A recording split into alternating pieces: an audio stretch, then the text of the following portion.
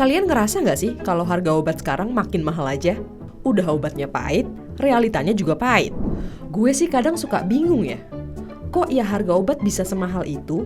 Apa iya nggak ada cara lain biar obat jadi lebih murah dan terjangkau? Ini nih, kalau di rumah sakit gue lebih serem ketemu kasir daripada ketemu hantu. Presiden Joko Widodo menyoroti harga obat di Indonesia yang kian mahal, bahkan mencapai 5 kali lipat dari harga obat di luar negeri. Ternyata ada banyak faktor yang bikin harga obat di Indonesia mahal guys. Salah satunya karena harga bahan baku obatnya yang naik. Terus pajak impornya juga tinggi. Ya, bahan baku untuk pembuatan obat ini masih impor dari luar negeri.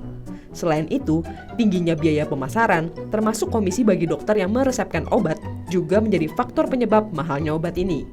Belum lagi ada beberapa obat yang dikuasai sama satu perusahaan aja, alias monopoli. Efeknya, banyak orang yang terpaksa menunda pengobatan atau beli obat generik yang kurang efektif. Padahal, kesehatan itu penting banget loh. Terus, gimana ya kalau orang-orang jadi tambah sakit karena nggak mampu beli obat? Sekretaris Umum PDSI Erven Gustiawan mengatakan untuk menekan harga obat, skala industri farmasi di Indonesia harus mencapai taraf global. Dengan demikian, biaya produksi dapat ditekan jika menggunakan bahan baku lokal. Ketua Besar Pengurus IDI, Muhammad Adib Kumaydi menyampaikan, permasalahan tingginya harga obat di Indonesia terjadi akibat 90% bahan baku yang digunakan untuk pembuatan obat masih bergantung pada impor. Oleh karena itu, Adib menilai pemerintah harus mendukung industri farmasi mencapai kemandirian invention atau penemuan bahan aktif dan pengalaman empiris, serta kemandirian production atau kemampuan produksi bahan baku dan obat jadi oleh industri dalam negeri. Di sisi lain, katanya Kementerian Kesehatan telah melaksanakan upaya komprehensif bersama industri bahan baku obat nasional dan industri farmasi nasional untuk mencapai kemandirian dan mewujudkan sustainability ketersediaan farmasi dan alat kesehatan. Menurut Kemenkes, saat ini industri bahan baku obat nasional sudah dapat memproduksi 8 dari 10 bahan baku obat yang paling banyak digunakan di Indonesia.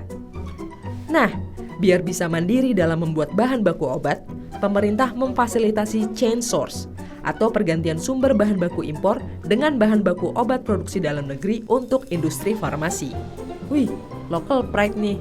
Fasilitas ini ditujukan untuk meningkatkan penggunaan bahan baku obat produksi dalam negeri, menurunkan angka impor bahan baku obat, dan meningkatkan jumlah produk obat dengan TKDN lebih dari 52% yang menjadi prioritas dalam pengadaan barang atau jasa pemerintah.